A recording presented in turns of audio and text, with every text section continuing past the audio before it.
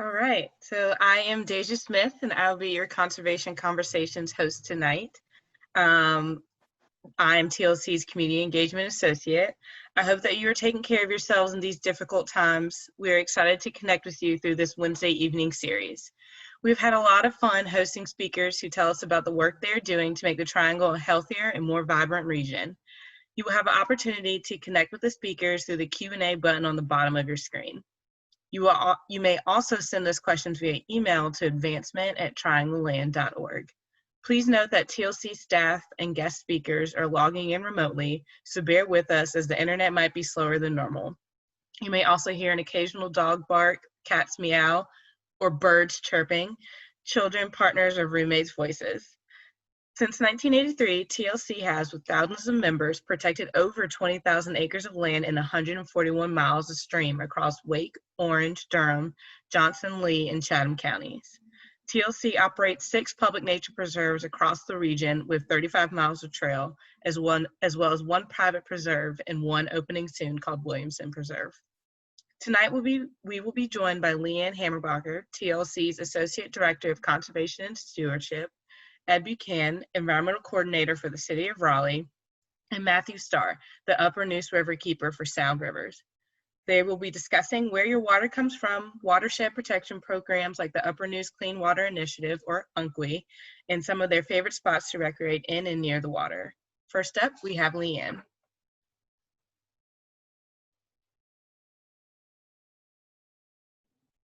Hi, well, welcome. Thanks for joining us on our Conversations. Tonight, as Deja mentioned, we are going to focus on our efforts to protect water quality throughout the Triangle region. I'm going to kick things off with a little bit of background on TLC's work, and then Ed Buchan is going to follow me, and finally, Matthew Starr. After we give you a bit of an overview, we'll share some of our favorite places to explore and recreate in the watersheds, and then finally wrap it up with some information on how you can find out if these places are safe to swim. And lastly, we'll answer your questions. So feel free throughout the time to put questions into the chat, and I promise we'll eventually get to them.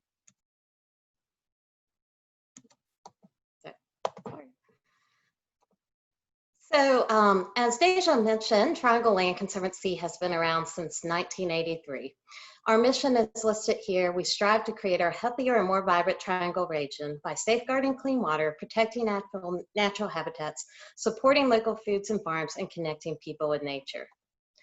I think it's no coincidence that safeguarding clean water is bolded and listed first, because I feel like every one of our 20,000 plus acres we've conserved also helps clean water and provide safe drinking water for the residents of the Triangle. A couple of years ago, we updated our strategic action plan and set a bold goal to protect 25,000 acres by 2025. We're getting close on that. And as part of that strategic action plan, we really focused on our 4 public benefits, including safeguarding clean water. We set an outcome that priority lands would be prioritized, identified, and protected, and set specific results, including 5,000 additional acres in the Neuse River Basin and 2,000 additional acres of land in the Cape Fear. Hopefully, as you logged on and waited for us to start, you were able to identify which basin you lived in the region. The large green basin here in the middle is the Cape Fear Basin, which reaches all the way up to Greensboro. Mom, if you're on, hi. And then all the way down to the coast in Wilmington. The Neuse Basin reaches all the way up to Person County and drains all the way down to New Bern in the Atlantic Ocean as well. So our basins are large and can have impacts all the way upstream and downstream. Why is it important to conserve land for water? Well, our natural environments help both infiltrate and filter and retain water. Natural habitats, particularly our mature forested areas, have been shown to have a lot less runoff and associated stormwater, and also help uptake nutrients that can pollute our waterways and drinking water reservoirs. Where does your water come from? Well, it sounded like we had a fair amount of people in the Neuse Basin. So this is the Falls Lake watershed shown here in red. And it supplies the majority of the water for City of Raleigh and its water customers and partners, including towns like Garner, Knightdale, Wake Forest. And also shown here in the blue is the Little River and Lake Mickey watersheds. These watersheds provide water for Durham. If you're outside of this area, you may live in Cary or Chatham or Orange County and get your water from the Cape Fear Basin. We've been extremely lucky to have a long-going initiative in this Upper Neuse region known as the Watershed Protection Program, or the Upper Neuse Clean Water Initiative. Ed is going to provide a little more details on this in a bit, but this program has been going on for about 15 years. And is really unique in that City of Raleigh water customers help pay through a watershed protection fee to protect their source waters. For less than about 60 cents a month, residential customers have helped protect over 121 properties, 117 miles of stream, and almost 11,000 acres of land. These are extraordinary landscapes and include both conservation easements and acquisitions. We just recently wrapped up a small campaign called Upstream Matters with many partners in the watershed, and I've put the website link here. You can go to this link to explore some of these properties that have been conserved through this watershed protection effort. Lots of great properties to explore between both Triangle Land Conservancy and many of our partners. Properties like Brumley and the Riverwalk in the Confluence Natural Area. Two that I'll highlight specifically that involve Triangle Land Conservancy include Brumley Nature Preserve, where you can walk, hike, and bike, as well as Horton Grove Nature Preserve, which is in northern Durham, which also has walking trails. Both of these projects were supported by the Watershed Protection Program and City of Raleigh drinking water customers. We love this program so much, we decided we really wanted to try to replicate it in the Upper Cape Fear. So over the past 2 years, we've been working with the Jordan Lake One Water Association to develop a conservation strategy for the Upper Cape Fear Basin. This basin is a bit larger than the Upper Neuse. Shown here is the watershed for Jordan Lake, which has 10 counties, 27 municipalities, and 10 reservoirs. It's a unique basin in that only about 8% of the land is protected to date. But there's also a lot of potential because about 70% of the watershed is still comprised of farms, fields, wetlands, and forests. So we're at a unique opportunity where if we can dedicate some funding and resources to conserving land in this basin, we could really help improve and support the water quality of Jordan Lake as well as communities further downstream. We developed a conservation assessment and have prioritized the entire watershed and looked at everything from headwater streams and wetland areas and areas with high infiltration to vulnerable areas such as highly erodible soils and steep slopes. Working with a large group of stakeholders, we set a goal that over the next 35 years, we'll protect 35,000 acres of land. So between both this and the Upper Neuse, I think we have a real possibility to put 50,000 plus acres under conservation and protect these drinking water resources. Not only are we working in the Falls Lake and Jordan Lake watersheds, but we're also working to protect critical areas outside of these watersheds. Lands everywhere help contribute to promoting the health of our streams and our groundwater. We are really trying to protect our major floodplain and wetland areas in the Triangle region. Wetlands have been shown to filter about 63% of nitrogen, 45% of phosphorus, and really help retain sediment. These are pictures here of a large 1,000-acre tract that TLC protected in the fall of last year that sits along the Neuse River. This 1,000-acre property has about 600 acres of wetlands and that are working to not only filter and protect our upstream communities' water, but also make sure that the water going downstream is cleaner and helping create more resilient communities further down the Neuse. Projects like these and support for conservation of lands in all of our watersheds are critical. We thank you for our support and could not do many of these projects without so many of our partners. So that's a brief overview of some of the efforts of TLC and the work we're doing across the Neuse and Upper Cape Fear basins and throughout county service. At this point, I'll turn it over to Ed Buchan to provide a few more details on Raleigh's watershed protection efforts and the Upper Neuse Clean Water Initiative. Thanks, Leanne, and that was a great summary. I can't add a whole lot to it. In fact, I think TLC's efforts to date outstrip ours since our program's inception, but the goals are still the same. That is to improve and protect water quality. And I think a unique feature about the Upper Neuse Clean Water Initiative is it's a voluntary program. This program predates any regulatory structure that was formed about improving Falls Lake, for instance. We did this on our own accord, and the original idea was also to make it a regional effort. We spoke earlier about Cape Fear River Basin, and the original idea was to make this a triangle area effort. And now, some 15 years later, I think we're making headway in that regard.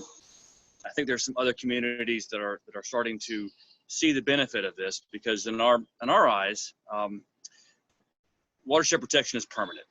And if you think about a stormwater BMP, for instance, it's really what I would consider a bit of a Band-Aid. It can be fairly effective, but watershed protection, you can't beat it. It's always going to be there. It'll always be doing its job. And so we see the value in that. And historically, we thought of this as a development fee that we would charge new customers. But over time, we recognize that everybody benefits from better water quality. And so we now have a fee that is charged to all water utility customers in our service area, which is including 600,000 people. So, and it's pretty inexpensive. I think Leanne mentioned earlier that it's, for the average residential customer, it's about less than 60 cents a month. So it's a great value in our eyes. And she said this was a unique program, which in a way makes me a little disappointed, because I think it should be much more ubiquitous and common, because it's a great way to pay for programs to protect water quality in your watersheds.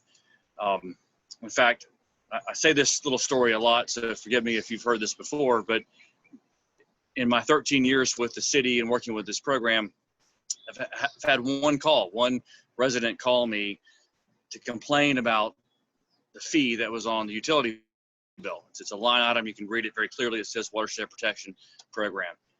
And at that time, it was about 50 cents a month. And then when I explained it to her, that she also recognized that she had misplaced a decimal point, she thought it was $5 a month. And then when she realized it's 50 cents a month, she was like, oh, well, I don't care about that. So I often say, I don't know where the break line is, if it's $1 or $2 or whatever, but we think it's money well spent. And we've been able to engage our other partners in the basin, because in Raleigh's case, the vast majority of the watershed is outside of our jurisdiction, so we don't have any control about it. And so we've been able to work with Durham and Orange County and Granville County and Creedmoor and really create some strong partnerships. They've really stepped up to the plate and delivered a lot of money, as well as our land trust partners. I can't say enough about what TLC and our other land trust partners have done.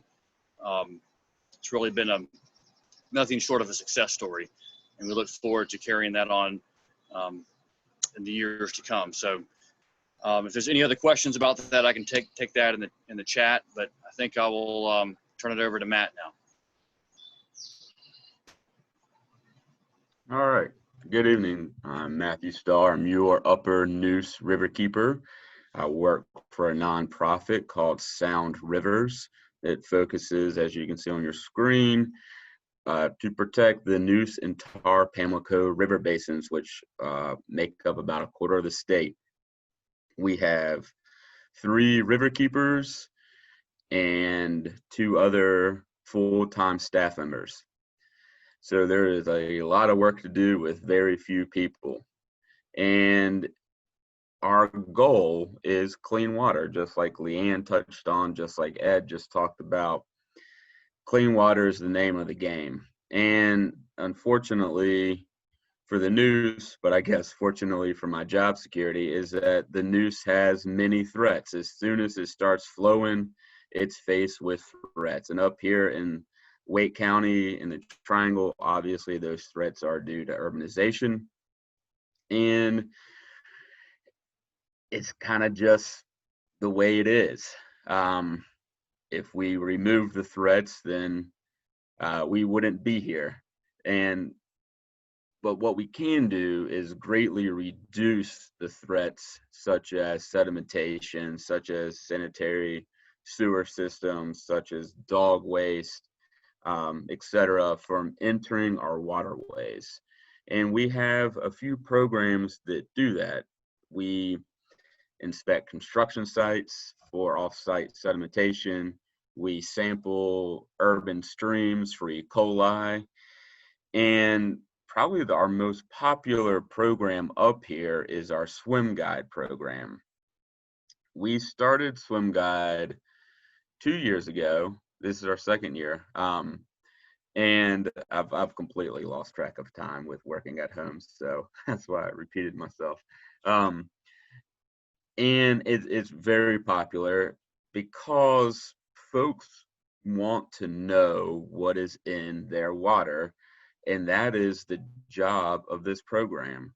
We sample 6 sites on Falls Lake, 5 on the Neuse River, all at public access points. You can visit soundrivers.org/swim-guide. It'll take you to the page you see here. At the bottom of that page is a map that'll show you locations. You can also visit swimguide.org, and you can say, find the beach closest to me. Swim Guide is used all over the world, and it's a great resource that citizens have at their disposal. At Sound Rivers, we post all our results, and I'll get into what that means in a moment, on our social media.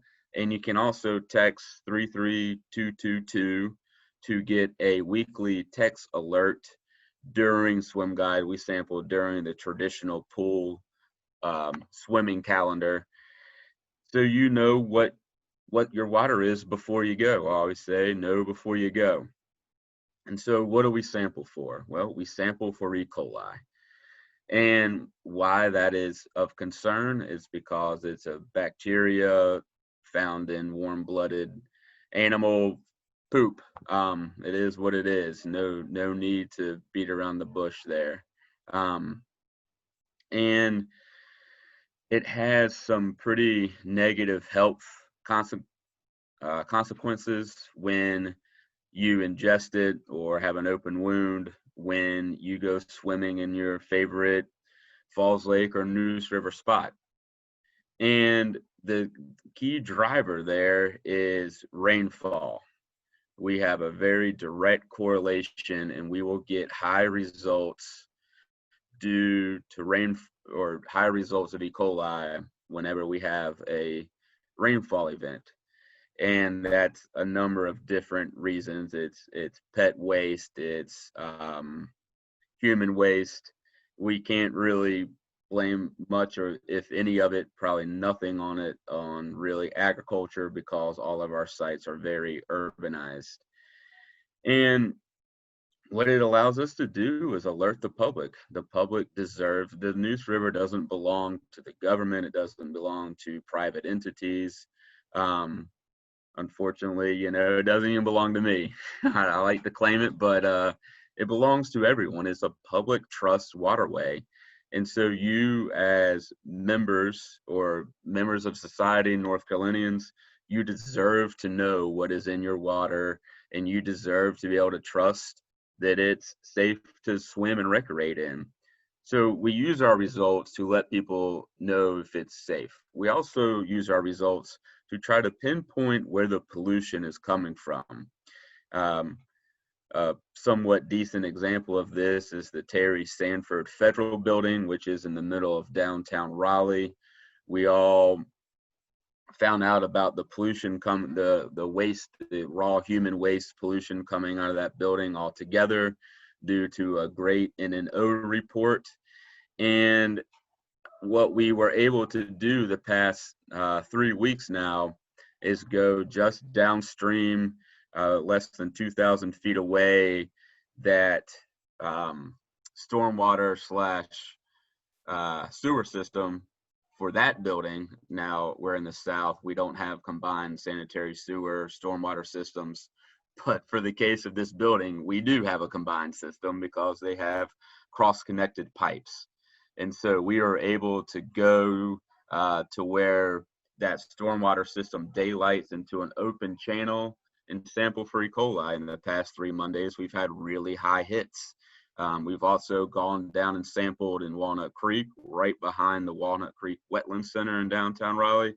And again, same story, really high levels of E. coli. And this is important information. It's important for the community to know. It's important for regulators to know. And it's important to hold polluters accountable. We have to protect our water, and we have to unite as a community to do so. So that's a lot of information there. Again, swimguide.org or soundrivers/swimguide can take you to our locations in the Upper Neuse, and you can also see our locations on the Lower Neuse if you happen to be visiting the Kinston area or the Newbern area, Oriental area, as well as some sites on the Tarpam, which works nicely with the water trail and camping platforms we also have on the Tarpamco River. So as always, know before you go. The information is there for you to use so that you can get in your favorite swimming or recreation spot and know what the water pollution is, at least for E. coli in that site. And, you know, it's really important to have strong partners like the City of Raleigh who are willing to go above and beyond just the bare minimum to protect our waterways. And it's great to have organizations like TLC who can put land in permanent conservation to help offset some of those impacts and help filter the impacts potentially before they get to a major body of water. So really happy to be here and to work for a fantastic organization and have a great team around me. And that's it, unless there's any questions.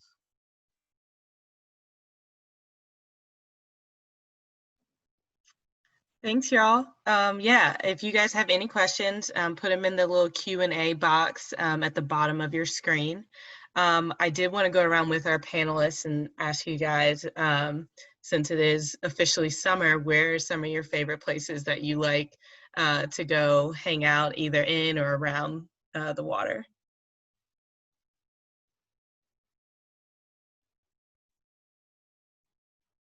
Sure.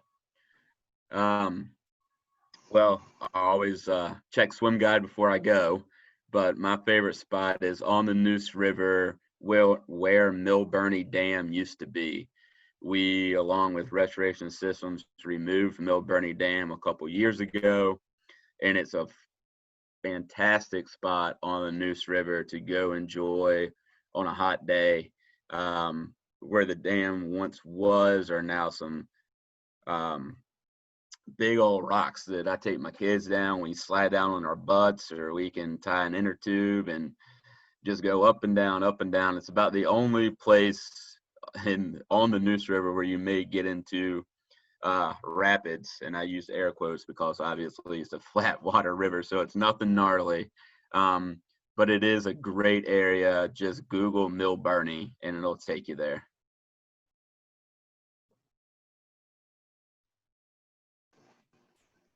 So I'll jump in because I'm a little of a multi-sport guy. So I'm a big mountain biker, and one of my favorite places to go is right along Falls Lake called New Light. It's been there for quite a while, and it's beautiful, beautiful trails. Pretty. Don't go out there with a hardtail; it'll beat you up. But I would also mention that Triangle Land Conservancy is working on a few other projects that I hope come to fruition because they're nearby, and there might be some more trail there. So I'm always happy to have more trail around Falls Lake. It's a really unique geography. Wake County is kind of interesting in that regard because you've got a lot of bedrock around Falls Lake, a lot of granite, and then in the eastern part of the county, it's more of almost a coastal plain area. But so New Light's one of my favorite places to go mountain biking. In terms of paddling, Beaver Dam is a great place because there's no motorized boats allowed in there. And thanks to mountain biking, I broke my leg last year. So I spent a lot of time paddling and around New Light and trying to fish as best I could, and did have a little bit of success. So I fell in love with Beaver Dam. It's a really beautiful little piece of Falls Lake. It's actually a sort of a secondary water supply for Raleigh and all the other municipal partners that we have, because it's managed a little bit differently than the rest of the lake. So, and in fact, at one time before they built Falls Lake, it was identified as a separate reservoir that would be used for water supply. But for hiking, I'm lazy, and I'll go right near my house. There's a place called Honeycutt Creek Trail that is, again, you see some great stone in the creek, and looks like you're in Pisgah National Forest, minus the rhododendrons. But beautiful little hike. It's about 2 miles just out and back, so you get 4. Again, my daughter and I get in the water and walk around in there, and we love it. So those are mine. I'll turn it over to Leanne. Oh, you took some of my favorites. I love Honeycutt Creek too. And it's a good spot for little kids to splash around into. There's some nice places down there. I also love Beaver Dam, and on the north side of Beaver Dam, where Old Weaver Trail is, there's an old bridge, which if we have any fisher folk out there, it's a great place to fish and just hang out and access the water. And Beaver Dam itself, the state park, great place to paddle, walk, and bike.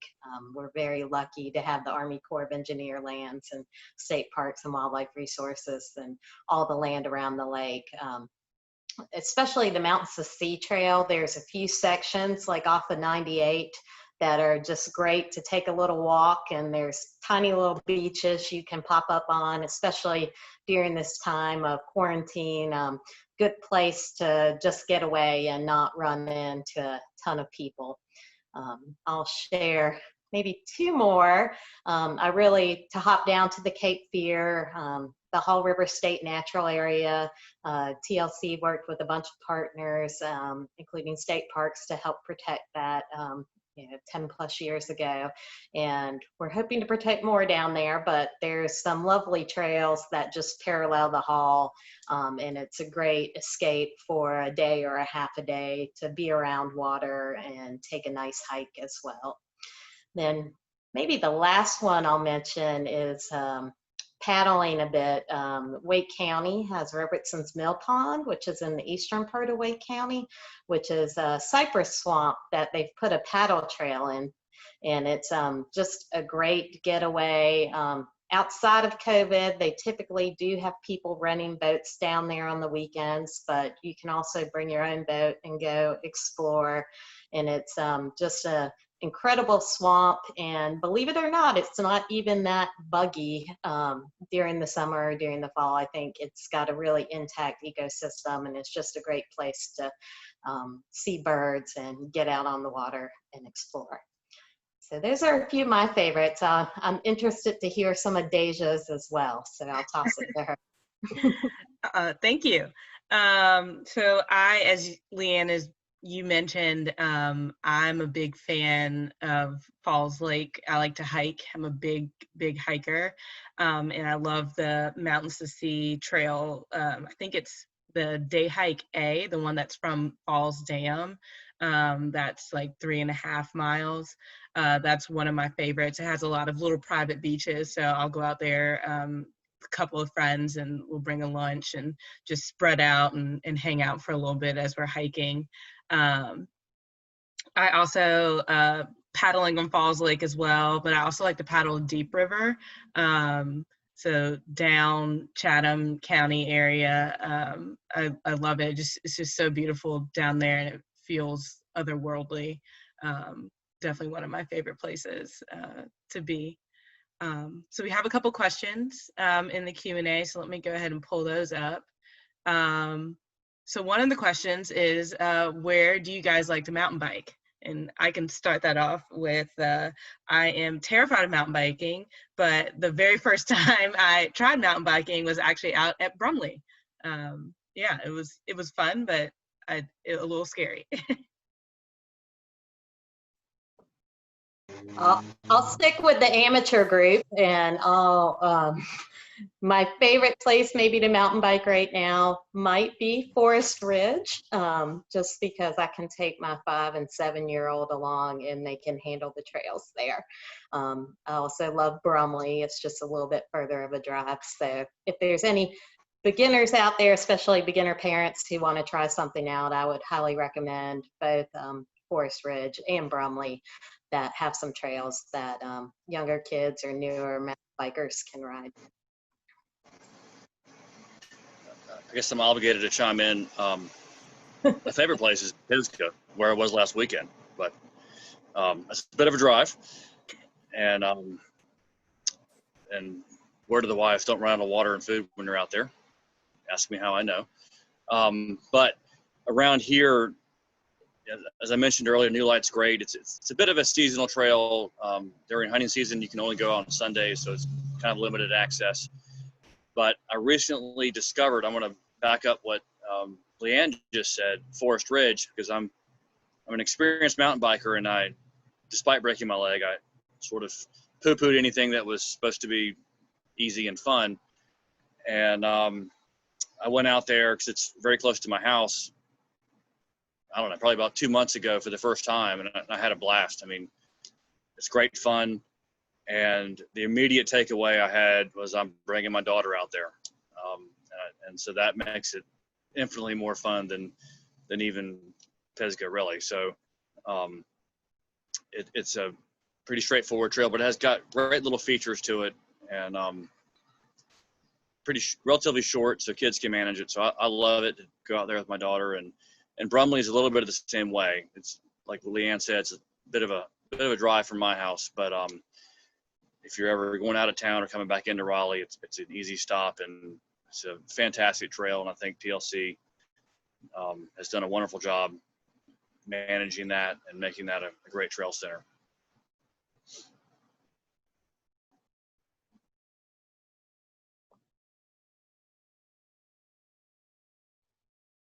Matt, how about you? Are you a mountain biker? Nah, I'm a trail runner. Oh, nice. Where do you like to go trail running? Yeah, Falls Lake is awesome. Yeah. They have lots of fun things to do. You have better ankles than Latin Beaver Dam for everyone that got that recommendation. So our next question, so this person just started paddleboarding. Where is there clean, flat water other than Beaver Dam at Falls Lake? Ooh, other than Beaver Dam. I would say there's a few. There's a wildlife ramp off of Six Forks Road, and because I'm fast approaching 50, I can't remember the exact. If it's the first bridge or the next bridge. I think it's the first. Anyway, if you're going north, it'll be on your left, and it goes down to a little. I think it's Horseshoe, or no, Barton's Cove. Barton's Cove. Yeah. Thank you, Leanne. And anyway, so there's no motorboats there to put in, and I rarely ever see any motorized boats in that area, and it's pretty flat. I've been in there. There's a little island back there. So it's easy paddling. I think, if there was a really dry situation, it might be pretty shallow. But other than Beaver Dam, that would be my recommendation. So if you're on Six Forks Road, I think it crosses Falls Lake twice. I wish I could give you better directions, but it's either the first bridge or the second bridge, and I think that's a great place. I'll suggest Lake Crabtree. It's not on Falls Lake, but no motorized boats, easy peasy, and easy to get in and out of.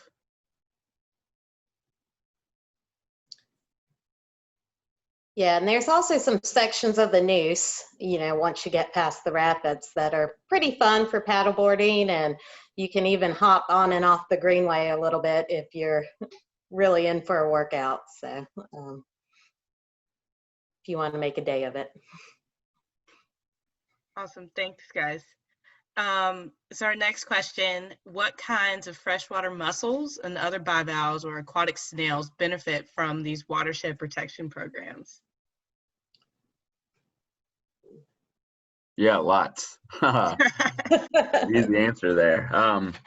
Obviously, these programs, and Leanne talked about it, keeping sediment out of the waterways, which also helps with nutrients and helps keep the water at the appropriate temperature and not cover up aquatic wildlife. So really important. Just for instance, the Swift Creek watershed is home to more than that now, 14 or 15 rare or endangered aquatic species. Many of those are freshwater mussels. The dwarf wedge mussel, which endemic to the Neuse River, is a very important species. So these projects are really important for preserving and maintaining the habitat of those most vulnerable aquatic species.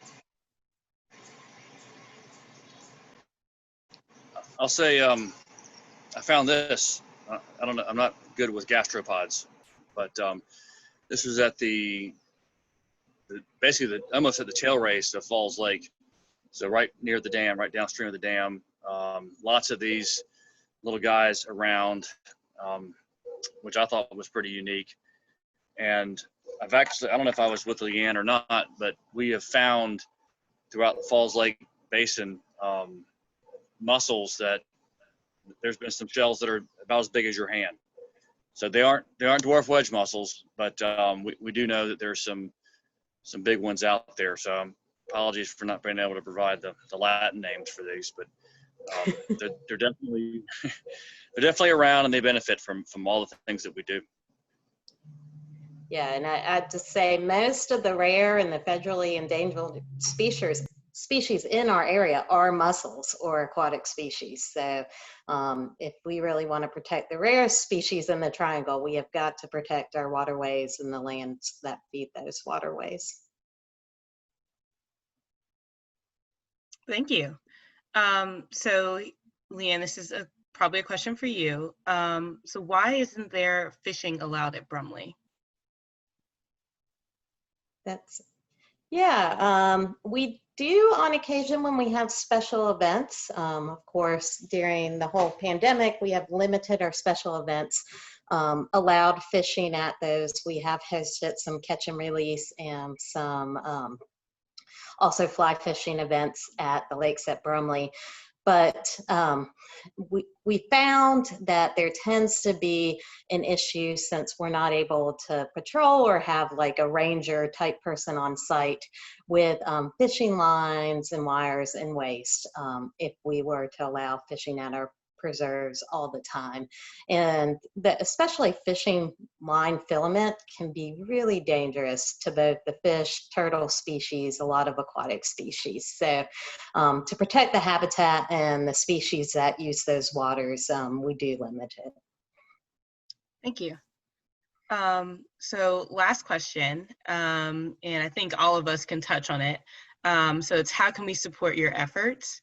I can talk a little bit about TLCs. You can become a member of TLC. You can also come out to our preserves, come out to our events, tell all your friends to come out to our preserves and all of our events. We would love to see you guys out there. Does anyone else want to jump in with how people can support? Of course.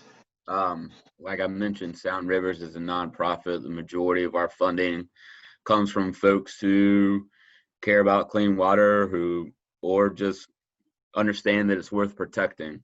So visit soundrivers.org, and there's a big old donate button. If you can't give financially, we do river cleanups every year. We do water trails. We need volunteers for sampling. So there's lots of ways to get involved and to help. And you can just visit soundrivers.org or check us out on all our social media platforms for that information.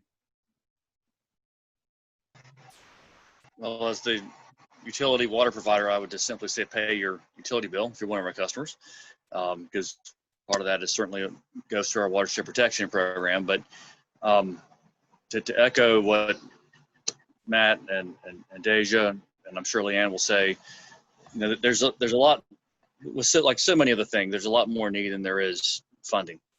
So any sort of financial help or even volunteer help will always be appreciated. You know, I just can't again say enough for what Sound Rivers and TLC do for our community. And you know, in my line of work, you know, there's not a lot of attention given to providing safe drinking water and treating wastewater to a very high level. But when I get a chance to speak in public, I remind folks that's the cornerstone of civilization. That's why we're all here. That's how we're here.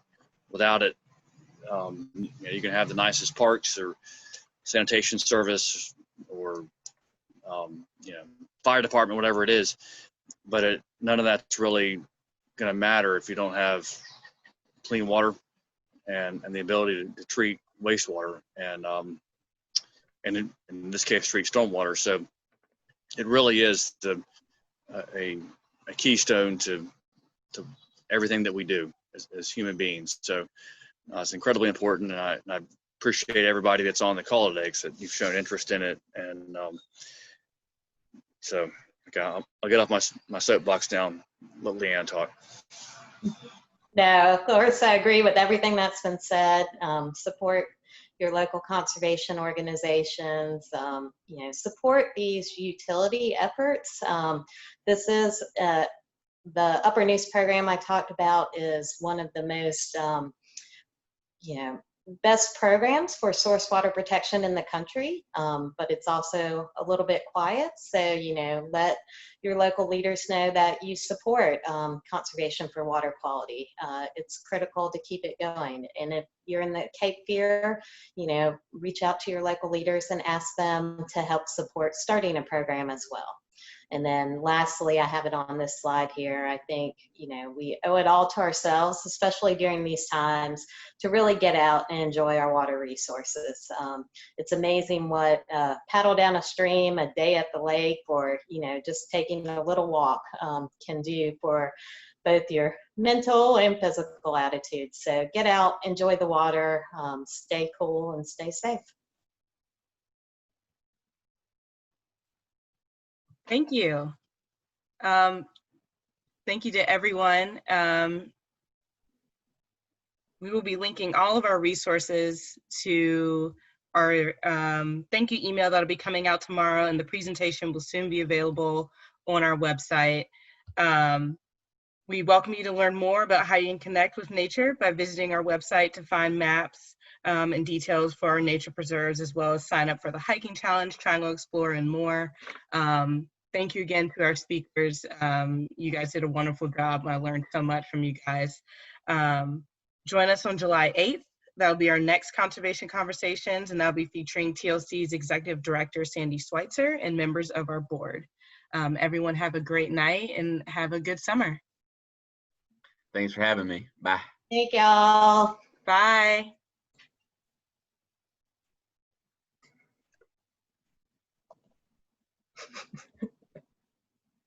See ya.